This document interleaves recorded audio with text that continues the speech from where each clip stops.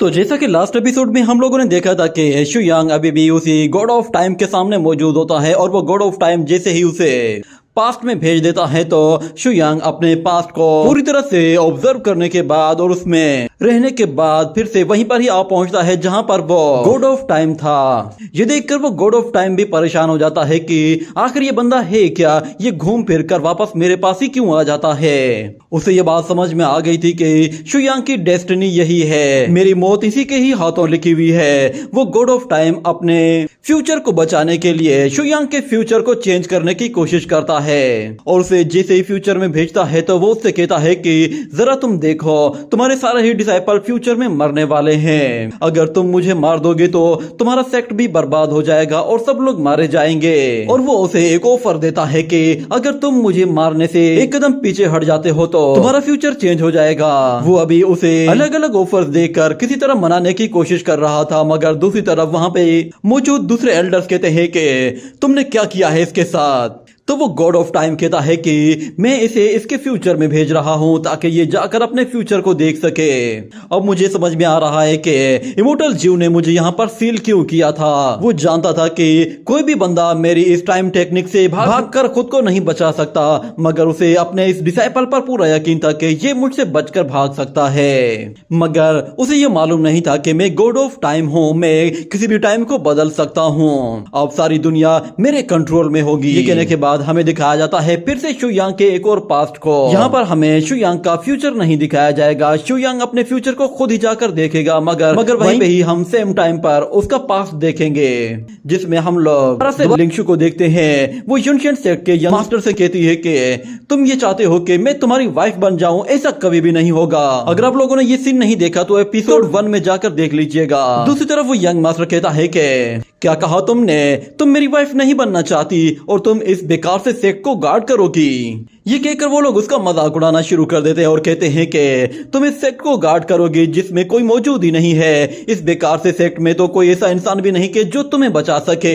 ये कहने के बाद वो लोग जैसे उसे पकड़ने के लिए आगे आते हैं तो दूसरी तरफ लिंगशु अपनी पावर्स का इस्तेमाल करते हुए जैसे एनर्जी क्रिएट करती है तो वो सब लोग ये देखकर काफी डर जाते हैं, क्योंकि उन लोगों को मालूम था कि यहाँ पर एक बहुत बड़ा ब्लास्ट होने वाला है। तो वो सब के सब वहां से भाग कर निकल जाते हैं और दूसरी तरफ हमें दिखाया जाता है कि लिंगशु अपनी एनर्जी के जरिए वहां पर एक जोरदार धमाका कर देती है, जिसकी वजह से वो वहां पे मौजूद जितने भी लोग होते हैं उन सबका खात्मा करके रख देती है। मगर उसके साथ साथ वो खुद भी बुरी तरह से इंजर्ड हो जाती है और जब उसे होश आता है तो वो अपने आप को देखती है और कहती है कि लगता है अब मैं कल्टीवेशन नहीं कर पाऊंगी। असल में उसने अपनी कल्टीवेशन को खुद ही डिस्ट्रॉय कर दिया था, जिसकी वजह से अब वो रोने लगी थी। मगर वो रो इसलिए रही थी कि वो इस सेक्ट को अब और ज्यादा प्रोटेक्ट नहीं कर पाएगी। इसके बाद वो मजबूरन फिर उस सेक्ट को छोड़कर वहां से चली जाती है।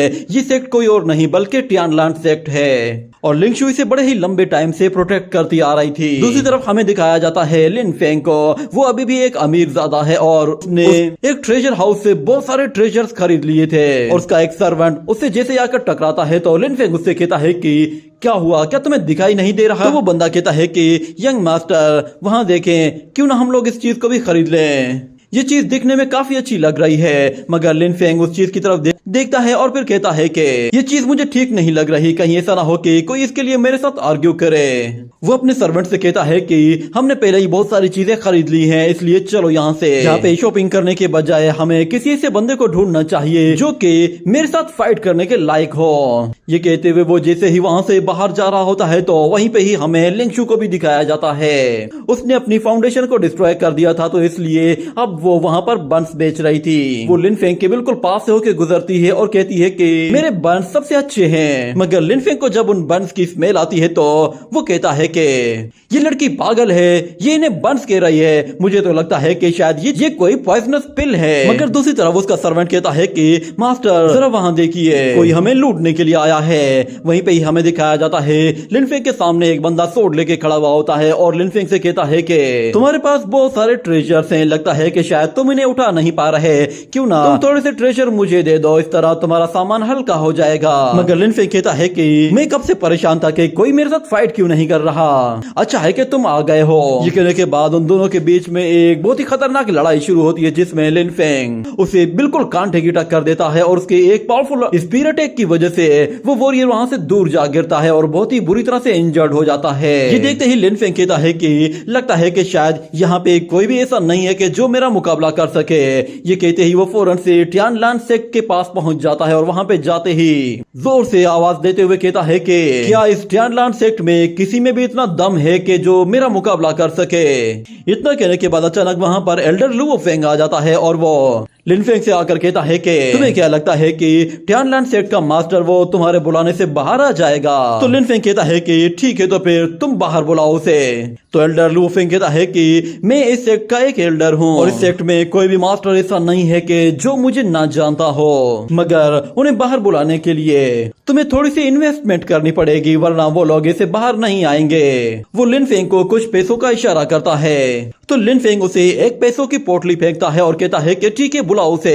तो लुओ फेंग कहता है कि इन पैसों से मैं सिर्फ 10th मास्टर को ही यहाँ पे बुला सकता हूँ, क्योंकि ये बहुत ही थोड़े पैसे हैं। अगर तुम चाहते हो कि मैं हाई लेवल के मास्टर को बुलाऊं तो इसके लिए तुम्हें पैसे ज्यादा देने पड़ेंगे। तो लिन फेंग एक के बाद एक पोटली फेंकना शुरू करता है और दूसरी तरफ एल्डर लुओ फेंग भी अपने नंबर्स को बढ़ाता जाता है और 10th मास्टर से वो 2nd मास्टर तक आ पहुंचता है। और लिन फेंग कहता है कि बस अब बहुत हो गया, मेरे पास इससे ज्यादा और पैसे नहीं है। तो एल्डर लुओ फेंग कहता है चलो कोई बात नहीं, मैं तुम्हारे लिए इतना तो कर ही सकता हूँ कि मैं टियानलान सेक्ट के फर्स्ट मास्टर को इनवाइट करूँ, तुम यहीं पे ही रुको, मैं बस थोड़ी देर में आता हूँ। ये कहते ही वो वहाँ से 9 तो 11 हो जाता है। मगर फिर अगले ही सीन में हमें दिखाया जाता है कि लिन फेंग बहुत ही गुस्से में टियानलान सेक्ट के गेट के पास आता है और वो वहाँ पे आके जोर से दरवाजे को जैसे ही खोलता है तो अंदर एक और मास्टर होता है। उसे देखते ही लिन फेंग कहता है कि क्या तुम ही टियानलान सेक्ट के नंबर 1 मास्टर हो? तुम्हारे एक एल्डर लुओ फेंग ने मुझसे ढेर सारे पैसे लिए हैं ताकि वो नंबर 1 मास्टर को मेरे साथ लड़ने के लिए बुलाएगा, मगर काफी देर तक वहाँ पे रुकने के बाद भी उसने किसी को नहीं बुलाया। ये सुनते ही वो मास्टर कहता है कि क्या कहा तुमने एल्डर लुओ फेंग? लगता है उसने तुम्हें भी चूना लगा दिया है। वो एक नंबर का झूठा आदमी है, उसने तुम्हें टियानलान सेक्ट के मास्टर का बोलकर तुमसे सारे पैसे निकाल लिए हैं और वो यहाँ से भाग गया है। तुम उसे ढूंढ सकते हो तो जाकर ढूंढ लो। ये सुनकर लिन फेंग की शक्ल के बिल्कुल 12 बज जाते हैं और उसे पता चलता है कि वो तो पूरी तरह से लुट गया है। और फिर अगले ही सीन हमें दिखाया जाता है कि लिन फेंग सड़क में एक करतब दिखाकर कुछ पैसे कमाने की कोशिश कर रहा होता है, क्योंकि सारे पैसे तो उसने एल्डर लुओ फेंग को दे दिए थे। अब उसके पास खाने पीने तक के पैसे नहीं बचे थे और वहां पर करतब दिखाने के बाद भी लोग उसके पास थोड़े से चिल्लर फेंकते हैं, मगर लिन फेंग उन थोड़े से चिल्लर पर भी खुश होता है और कहता है कि चलो आज के दिन का गुजारा हो जाएगा। मैं एक नंबर का बेवकूफ हूँ, मुझे कम से कम अपनी कुछ ना कुछ सेविंग्स अपने पास रखनी चाहिए थी, वरना मैं ऐसा कंगाल ना होता। और फिर वहीं पे ही हमें सानियान को भी दिखाया जाता है, जो कि लिन फेंग के बिल्कुल पास से होके गुजरती है। उसे देखते ही वहां पर 2 डिसाइपल उसे देखते ही कहते हैं कि सानियान प्लीज हमारे साथ आओ, हम तुम्हें अपने साथ ले जाना चाहते हैं, हमारा सेक्ट लीडर वो तुमसे मिलना चाहता है। ये सुनते ही फिर सानियान अपनी आइस पावर का इस्तेमाल करते हुए उन दोनों ही लड़कों को अपने प्यार में पागल कर देती है और फिर उन लोगों से सच्चाई उगलवाने की कोशिश करती है और उनसे पूछती है कि मुझे बताओ कि तुम्हारा सेक्ट लीडर मुझसे क्यों मिलना चाहता है। ये सुनकर वो लोग सच्चाई बता देते हैं और कहते हैं कि हमारा मास्टर वो लड़कियों से बहुत मोहब्बत करता है, उन्होंने पहले ही वाइन शॉप की एक लड़की से शादी कर ली है, मगर उसमें उन्हें मजा नहीं आता, इसीलिए उन्हें एक बहुत ही खूबसूरत और चार्मिंग लड़की चाहिए जिसमें खूबसूरती कूट कूट कर भरी हो। ये सुनते ही सानियान गुस्से में आ जाती है और उन पर अपने फ्लावर थ्रो करती है और कहती है कि तुम्हें क्या लगता है कि मैं कोई 2 नंबर लड़की हूँ जो कि तुम्हारे मास्टर का दिल बहलाऊंगी। ये कहते ही वो एक छत के ऊपर चली जाती है और कहती है कि लगता है कि अब मेरा यहाँ पे रहना पॉसिबल नहीं है, मुझे अब इस सेक्ट में दोबारा कभी भी नहीं आना। मगर वो लोग उससे कहते हैं कि सानियान तुम भागकर कहीं भी नहीं जा सकती, तुम जहां भी जाओगी लोग तुम्हें दबोचने की कोशिश करेंगे, क्योंकि इस दुनिया का यही रूल है, जो सबसे वीक होता है उसे ताकतवर के आगे झुकना ही पड़ता है। और वैसे भी तुम बिल्कुल अकेली हो और तुम्हें प्रोटेक्ट करने वाला भी कोई नहीं, सारे ही सेक्ट एक जैसे होते हैं, तुम जहां भी जाओगी तुम्हें सेक्ट लीडर्स अपने मकसद के लिए इस्तेमाल करेंगे और तुम्हारी खूबसूरती का नाजायज फायदा उठाएंगे। इसीलिए बेहतर ये है कि तुम यहीं पे ही रुक जाओ, हमारा लीडर तुम्हें बहुत खुश रखेगा। मगर सानियान कहती है कि मास्टर, लगता है कि शायद मुझे किसी मास्टर की जरूरत है जो कि मुझे प्रोटेक्ट करे, और आज तक मैं कभी किसी ऐसे सेक्ट में गई ही नहीं कि जहां मैंने किसी को अपना मास्टर बनाया हो। मैं किसी ऐसे सेक्ट में अब जाना भी नहीं चाहती।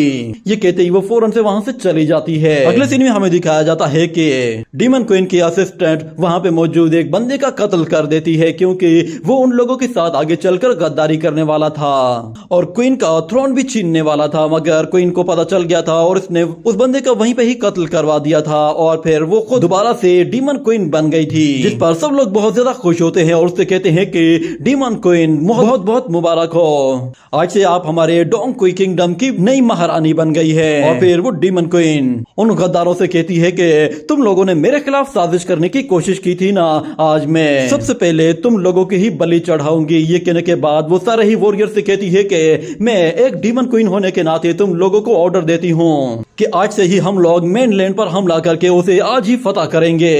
ये सुनकर वो सारे लोग बहुत ही ज्यादा जोश में आ जाते हैं और मेनलैंड पर हमला करने के लिए पूरी तरह से तैयार हो जाते हैं। और दूसरी तरफ हमें सनशाइन टेम्पल को दिखाया जाता है, जहाँ पे हर जगह आग ही आग लगी हुई होती है। वहाँ पर असल में कॉमेट अपने मास्टर्स के साथ रहता था, मगर उसके सारे के सारे मास्टर बहुत पहले ही पकड़े जा चुके थे, क्योंकि वहाँ के पास में ही एक सेक्ट था जो कि सारे ही मॉन्क्स को अपने साथ लेकर गया था, और कॉमेट अब अकेला ही उन लोगों से बचकर भाग आया था। शुयांग का पास देखने के बाद हमें फिर से उसके प्रेजेंट सीन में लाया जाता है, जहां हम लोगों ने शुयांग का पास देखा है, वहीं पर ही शुयांग ने अपना फ्यूचर देख लिया है। और सारा फ्यूचर देखने के बाद भी वो अभी तक होश में नहीं आया था, जिस पर वो गॉड ऑफ टाइम भी हैरान हो जाता है कि ये अभी तक होश में क्यों नहीं आया। लगता है कि शायद ये लोग ज्यादा से ज्यादा फ्यूचर पॉसिबिलिटीज को देखना चाहते हैं। लगता है कि शुयांग के लिए एक स्टेप फॉरवर्ड होना बहुत ही ज्यादा महंगा पड़ रहा है। इस दुनिया में कोई भी परफेक्ट डेस्टिनी नहीं है। मैं जब चाहूँ जिसकी डेस्टिनी चेंज करना चाहूँ कर सकता हूँ। मैं जैसे जैसे शुयांग को उसकी डेस्टिनी दिखाऊंगा वैसे वैसे वो अपनी न्यू डेस्टिनी के साथ जुड़ता जाएगा। इसके पास अब कोई भी चॉइस नहीं रहेगी। ये अपना न्यू फ्यूचर देखेगा और उसे ही अपनाएगा, क्योंकि इसके न्यू फ्यूचर में इसे सब कुछ पता है कि इसे क्या करना है। इसके लिए अपने नए फ्यूचर और इसके अपने पुराने फ्यूचर को चूज करने में इसे बहुत ज्यादा दिक्कत हो सकती है। मगर वहाँ पे खड़ा हुआ एक मास्टर कहता है कि शुयांग कोई ऑर्डिनरी पर्सन नहीं है, वो बिग ब्रदर इमोर्टल ज्यू का फेवरेट डिसाइपल है, इसलिए तुम उसका कुछ भी नहीं बिगाड़ सकते। ये सुनकर वो गॉड ऑफ टाइम कहता है कि शुयांग के बहुत सारे पास्ट हैं और इसके साथ साथ उसके बहुत सारे फ्यूचर्स भी हैं। लगता है कि शायद ये अपने फ्यूचर के अंदर कहीं खो गया है, और इतने ज्यादा फ्यूचर देखने की वजह से इसके लिए बहुत ज्यादा मुश्किल होगा कि ये कौन से वाले फ्यूचर को चूज करता है। मुझे लगा था कि शायद ये जल्दी ही होश में आ जाएगा, मगर ये तो अपने फ्यूचर में फंस गया है। इमोर्टल ज्यू को लगता है कि शायद गलतफहमी हुई है। उसे लगा कि शायद उसका डिसाइपल एक्स्ट्राऑर्डिनरी होगा, मगर ये भी बाकी लोगों के जैसा ही है। अब ये हमेशा के लिए यहीं पे ही फंस गया है, तो इसका अब कोई भी फ्यूचर नहीं। पर इतने में अचानक शुयांग की आवाज सुनाई देती है, जिस पर वो गॉड ऑफ टाइम भी हैरान रह जाता है, क्योंकि शुयांग खुद ब खुद होश में आ गया था और वो अपनी फ्यूचर और पास्ट की मेमोरीज को एक साथ एक जगह बाहर ले आता है और उन्हें एक ही झटके में पूरी तरह से तोड़कर खत्म कर देता है। ये देखकर वो गॉड ऑफ टाइम बिल्कुल हैरान सा रह जाता है, क्योंकि यांग ने उसके बनाए हुए पास्ट और फ्यूचर दोनों को ही डिस्ट्रॉय करके रख दिया था। और फिर वो गॉड शुयांग से कहता है कि तुम्हारी हिम्मत कैसे हुई, तुमने मेरे बनाए हुए फ्यूचर और पास्ट को कैसे डिस्ट्रॉय कर दिया, और तुम खुद ब खुद होश में कैसे आए। मगर फिर उसे समझ में आता है कि शुयांग ने अपना फ्यूचर देख लिया है, तो उसने ये भी देख लिया होगा कि गॉड ऑफ टाइम की टेक्निक से किस तरह खुद को बाहर निकाला जाता है। ये देखकर वो गॉड ऑफ टाइम कहता है, सच में तुम्हारी एबिलिटीज बहुत ही लाजवाब हैं। यहाँ पर मैं आप लोगों की एक छोटी सी कंफ्यूजन भी दूर कर देता हूँ। ये गॉड ऑफ टाइम देखने में एक लड़की के जैसा ही है, मगर इसकी आवाज से ही साफ पता चलता है कि ये एक मर्द है, इसलिए आप इसे लड़की समझने की गलती बिल्कुल भी मत करना। वो गॉड ऑफ टाइम पे शुयांग से कहता है कि चाहे तुम्हारा पास्ट और फ्यूचर जैसा भी हो, तुम हर तरह से सबसे ज्यादा पावरफुल होते हो। मगर शुयांग कहता है कि बदकिस्मती से मुझे मेरे पास्ट की कोई परवाह नहीं, न ही मैं अपने फ्यूचर के बारे में ज्यादा सोचता हूँ। ये कहते हुए वो उस पर अटैक करने के लिए अपना हाथ आगे बढ़ाता है और कहता है कि मुझे अगर किसी चीज की कोई परवाह है तो वो है मेरा प्रेजेंट। मैं अपना अपना प्रेजेंट किसी को भी खराब करने नहीं दूंगा।